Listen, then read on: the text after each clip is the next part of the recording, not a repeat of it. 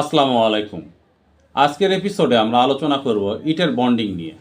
Bond আসলে কি? Bond হলো একটি ইটকে আরেকটি ইটের সঙ্গে সুশৃঙ্খলভাবে গাঁথুনি করে যে দেয়াল নির্মাণ করা হয়, এটাই হলো বন্ডিং। সোজা কথা, একটি ইটকে আরেকটি ইটের সঙ্গে জোড়া দেওয়ার পদ্ধতি। এই বন্ড বিভিন্ন প্রকার হয়ে থাকে। এর মধ্যে রয়েছে English bond, Flemish bond. Flemish bond আবার দুই প্রকার: double Flemish bond, single Flemish bond, header bond, stretcher bond, garden wall bond, facing bond, raking bond. Raking bond আবার দুই প্রকার: herringbone bond, diagonal bond, Dutch bond, English cross bond, silver lock bond.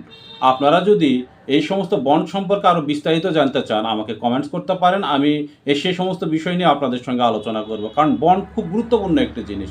আমি অনেক জায়গাতে যেয়ে দেখি যা আসলে মিনিমাম আসলে কি বন্ডে গাঁথুনি করতে হবে, অনেক ভাইয়ের এটা সম্পর্কে একটু ধারণা কম আছে। জানতানোভাবে একটা ইটের গাঁথুনি করতেছে, ইটের গাঁথুনি জানতানোভাবে করলে হবে না।